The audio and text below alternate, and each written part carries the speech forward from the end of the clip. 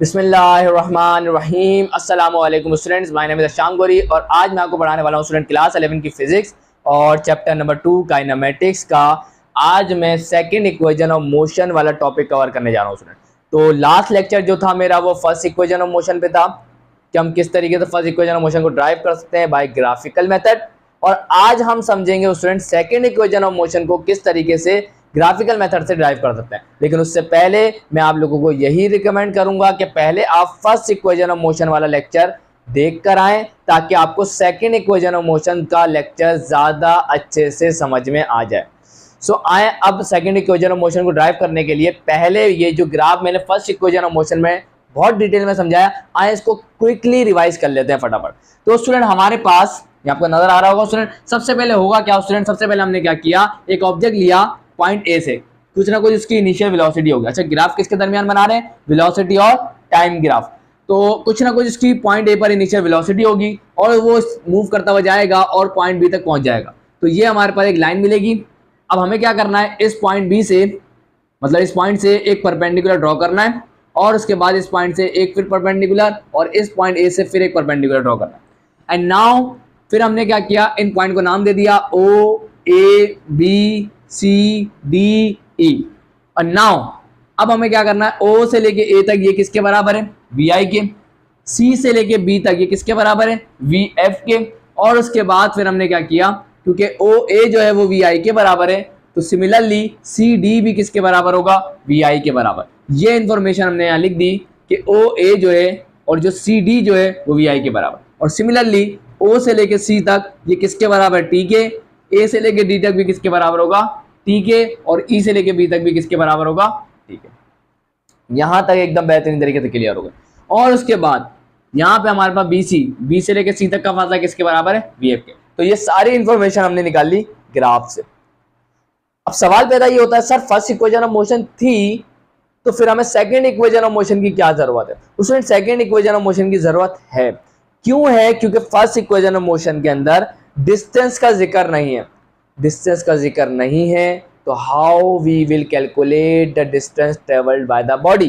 तो इसका मतलब कोई इक्वेशन होनी चाहिए जिससे हम लोग डिस्टेंस को कैलकुलेट कर सकें। तो उसी वजह से आज हम सेकेंड इक्वेशन ऑफ मोशन को करेंगे ताकि हम लोग डिस्टेंस को कैलकुलेट कर सके। कब, जब हमें इनिशियल वेलोसिटी पता हो, जब हमें टाइम पता हो, जब हमें ऐसे रिलेशन पता हो।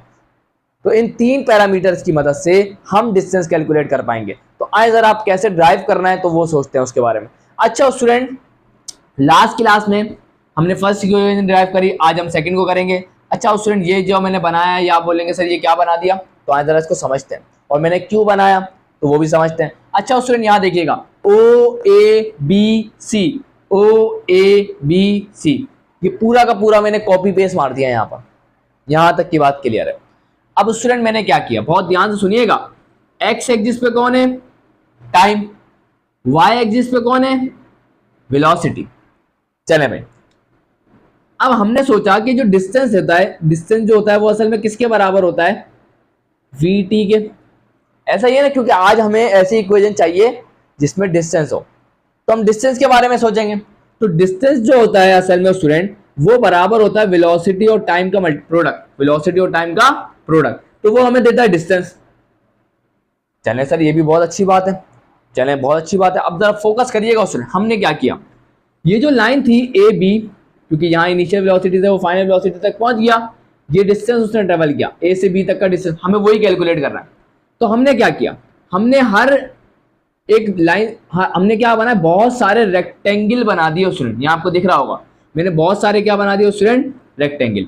अब मैं अगर आपसे पूछूं कि स्टूडेंट क्या मुझे आप बता सकते हैं एरिया ऑफ रेक्टेंगल क्या होगा, क्या आप मुझे बता सकते हैं एरिया ऑफ रेक्टेंगल क्या होगा। तो आप बोलेंगे सर क्या बात कर दी, बचपन से पढ़ लें।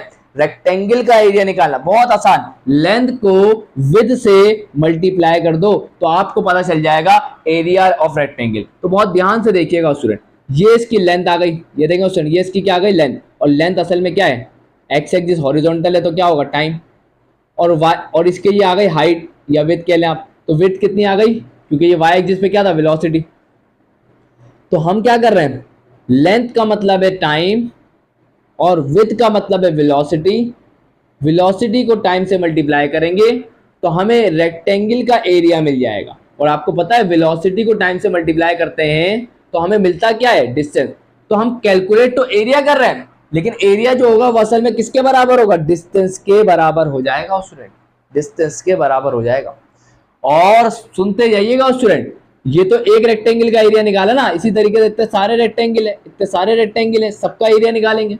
और जब सबका एरिया निकल जाएगा, क्योंकि सभी डिस्टेंस हो गए, S1 S2 S3 सभी डिस्टेंस होंगे, और उन सब डिस्टेंस को ऐड करेंगे तो हमें टोटल डिस्टेंस पता चल जाएगा कि उस ऑब्जेक्ट ने टोटल कितना डिस्टेंस कवर किया है, हमें पता चल जाएगा। इसका मतलब क्या हुआ, आसान जबान के अंदर अगर हम ये जो लाइन है, अगर इसके अंडर जो एरिया आ रहा है उसको कैलकुलेट कर लेते हैं तो हमें पता चल जाएगा कि उस ऑब्जेक्ट ने कितना डिस्टेंस ट्रेवल्ड किया है। तो आसान जबान में अगर हम कहें तो area under the velocity time graph gives us the distance travelled by the body. समझ में आया क्यों हम लोग एरिया अंडर द कर्व निकालते हैं वेलोसिटी टाइम ग्राफ का? क्यों? क्योंकि वेलोसिटी टाइम ग्राफ का जो एरिया होता है वो असल में डिस्टेंस के ही बराबर होता है। और वो कैसे होता है, आई होप कि आपको समझ में आ गया होगा। वैसे हमारा इससे ताल्लुक नहीं था, मैं सिर्फ आपको ये बताना चाहता था कि ये कैसे होता है, सही है ना। तो ज्यादा दिमाग नहीं लगाइएगा, हमारा डेरिवेशन से कोई ताल्लुक नहीं है। अब आपको ये बात समझ में आ गई तो बस हमें, हमारा मकसद क्या है, इस एरिया को कैलकुलेट करना है जो ए बी लाइन के अंदर आ रहा है, अंडर आ रहा है। तो बस वो एरिया हम कैलकुलेट करेंगे तो हमें पता चल जाएगा ऑब्जेक्ट ने कितना डिस्टेंस ट्रेवल किया है। ये बात अगर आपको समझ में आ रही है तो बेहतरीन हो गया काम एकदम। अब आपको हर चीज समझ में आएगी इंशाल्लाह। अब आज थोड़ी सी छोटी सी और बात कर लेते हैं। सर कौन सी बात करना चाहते हैं आप? चलें भाई देखें, आज हमें सेकेंड इक्वेशन ऑफ मोशन को ड्राइव करना है। अब याद रखिएगा सेकेंड इक्वेशन ऑफ मोशन तक पहुंचने का एक आसान तरीका क्या है। देखिए एरिया कैलकुलेट, अच्छा देखें, सबसे पहली बात OABC, अगर आप इस पूरी शेप को देखें ना OABC, तो ये बनती है ट्रेपेजियम। क्या बनती है ये शेप? क्या बनेगी बेटा? ट्रेपेजियम। तो ये एक अच्छी शेप है ट्रेपेजियम। और ट्रेपेजियम का एरिया कैलकुलेट करने का फॉर्मूला हमारे पास मौजूद है, लेकिन आज हम उसे यूज नहीं करेंगे। सर क्यों नहीं करेंगे? बिकॉज स्टूडेंट आज हमें सेकेंड इक्वेशन ऑफ मोशन को ड्राइव करना। तो आप बोलेंगे सर अभी आपने बताया कि हमें ए बी लाइन के अंदर का एरिया कैलकुलेट करेंगे तो हमें पता चल जाएगा डिस्टेंस। तो और हमारा, और ये शेप ट्रेपेजियम है तो ट्रेपेजियम का एरिया कैलकुलेट करेंगे तो डिस्टेंस तो मिल जाएगा, बिल्कुल स्टूडेंट डिस्टेंस मिल जाएगा। लेकिन हमें आज second equation of motion drive करनी है। तो सर क्या दूसरे तरीके से एरिया कैलकुलेट करेंगे? हाँ स्टूडेंट, क्योंकि आज हमें सेकंड इक्वेशन तक पहुंचना है आसान तरीके से, मुश्किल तरीके से नहीं पहुंचना है, आसान तरीके से। तो अब हम दूसरे तरीके से एरिया कैलकुलेट करेंगे। तो सर दूसरा तरीका कौन सा है? आइए जरा फोकस करते हैं इसके ऊपर। तो दूसरा तरीका क्या हो सकता है? स्टूडेंट हमने क्या किया, फोकस करिएगा स्टूडेंट, थोड़ा सा फोकस की जरूरत है। ये जो शेप है मैं वहां पे बना देता हूं, दैट इज, फोकस करिएगा स्टूडेंट। अब ये कि मैंने क्या किया, इसको दो पार्ट में डिवाइड कर दिया स्टूडेंट। अगर आप यहाँ देखिए ये O, ये A, ये D, ये आ गया C और ये क्या आ गया B। अगर आप यहाँ से लेके यहाँ तक देखेंगे, यहाँ से लेके यहाँ तक देखेंगे A D B, तो ये जो A D B ये क्या बन रहा है? This is the right angle triangle, क्योंकि एक एंगल हमारा 90 डिग्री का है, तो this is a right angle triangle. और अगर आप ये देखेंगे, यहां देखें स्टूडेंट OADC, ये असल में क्या है? रेक्टेंगल। तो अगर हम रेक्टेंगल का एरिया कैलकुलेट कर लें और उसमें ऐड कर दें area of triangle, right angle triangle को, तो हमें इस पूरी शेप का एरिया मिल जाएगा स्टूडेंट। तो आज हम यही करेंगे। हम क्या करेंगे?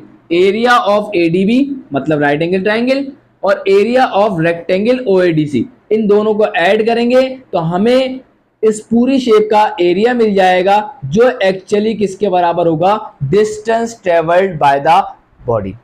इतनी बात समझ में आती है? बिल्कुल आएगी। अब आए जरा प्रॉपर तरीके से, ब्यूटीफुल तरीके से काम करते हैं स्टूडेंट। चलें भाई, तो अब इसको मैं मिटा रहा हूं। आई होप कि जो बातें मैंने आपको बताई, आई होप एकदम बेहतरीन तरीके से क्लियर होनी चाहिए। चले भाई, अब आए जरा इसको प्रॉपर तरीके से करते हैं ताकि पेपर में अच्छे मार्क्स मिल सके ना हमारे को। चले भाई, तो आ जाओ student.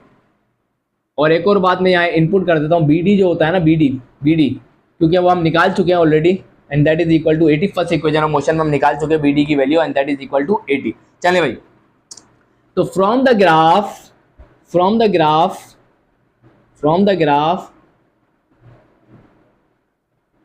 we can say that हम कह सकते हैं स्टूडेंट, क्या कह सकते हैं, जरा सुनिएगा स्टूडेंट बहुत ध्यान से। डिस्टेंस ट्रेवल्ड जो होगा, डिस्टेंस ट्रेवल्ड जो होगा,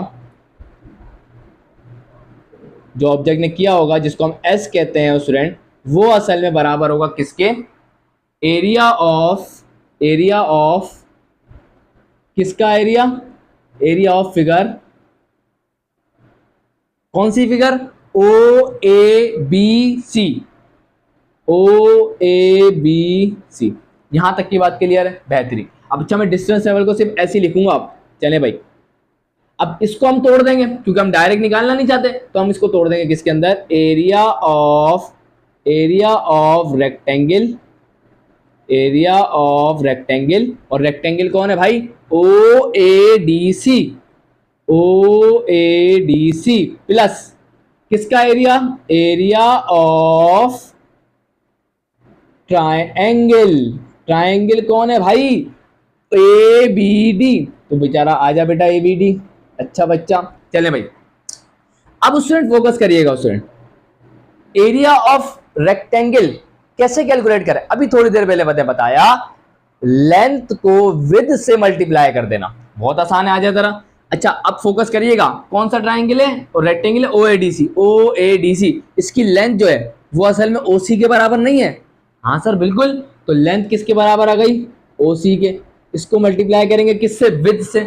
ये तो लेंथ आ गई और ये इसकी विड्थ आ गई कौन, डीसी। तो डीसी से मल्टीप्लाई कर देंगे, विड्थ से मल्टीप्लाई कर देंगे, तो we will get what, we will get the area of rectangle. चले भाई बेहतरीन हो गई। अब आ जाए ट्राइंगल पर, ट्राइंगल का एरिया कैसे निकालते हैं sir, half base into height, half base into height. Base किसके बराबर है, आ जाए जरा, ये हमारा ट्राइंगल आ गया ए बी डी के लिए, तो ये हमारे इस ट्राइंगल की क्या है, बेस। बेस असल में किसके बराबर है, ए डी के। तो आ जाए जरा, यहाँ लिख देते हैं किसके बराबर है भाई, ए डी के। और मल्टीप्लाई बाय किससे मल्टीप्लाई करेंगे, height, half base into height. तो ये तो इसकी बेस आ गई और ये जो है ना इसकी हाइट है, हाइट किसके बराबर है भाई, बी डी के। तो ये आ गए हमारे पास बी डी। यहां तक की बात क्लियर होती है, बिल्कुल होती है इंशाल्लाह। चले भाई आ जाए, S is equal to OC. आए जरा अपने डेटा में देखते हैं, ओसी किसके बराबर है, ये तो टाइम के बराबर है, मल्टीप्लाई बाय डीसी। डीसी असल में किसके बराबर है, ये तो सॉरी डीसी जो है वो किसके बराबर, वी आई के बराबर है, प्लस और ये आ गया हाफ। और उसके बाद एडी किसके बराबर है, एडी हमारे पास किसके बराबर, वो भी टी के बराबर है। और बीडी किसके बराबर है, वो तो एटी के बराबर है। तो यहां से हमारे पास फॉर्मूला क्या बनेगा, V I T plus half, या गया हाफ टी इंटू टी क्या होगा, टी स्क्वायर। तो it will become a T square. यहां तक किसी को कोई मसला नहीं होगा उसमें। और यहां जाके हमने सेकेंड इक्वेशन ऑफ मोशन को स्टूडेंट सक्सेसफुली ड्राइव कर लिया। मुझे नहीं लगता किसी को इसमें प्रॉब्लम होनी चाहिए। And this is the second equation of motion. मुझे नहीं लगता आप किसी को मसला होना चाहिए। बहुत खूबसूरत तरीके से समझाने की कोशिश करी है मैंने, तो आई होप एकदम बेहतरीन तरीके से क्लियर होगा। तो आज की ये वीडियो मैं यहीं एंड करता हूँ स्टूडेंट। वीडियो अच्छी लगी तो लाइक जरूर करिएगा, चैनल को सब्सक्राइब करके बेल आइकन प्रेस करके ऑल पे जरूर क्लिक करिएगा और कमेंट करके लाजमी बताया करें कि वीडियो में कुछ कमी तो नहीं रह गई। तो मिलता हूँ नेक्स्ट वीडियो में, तब तक के लिए अल्लाह हाफिज़।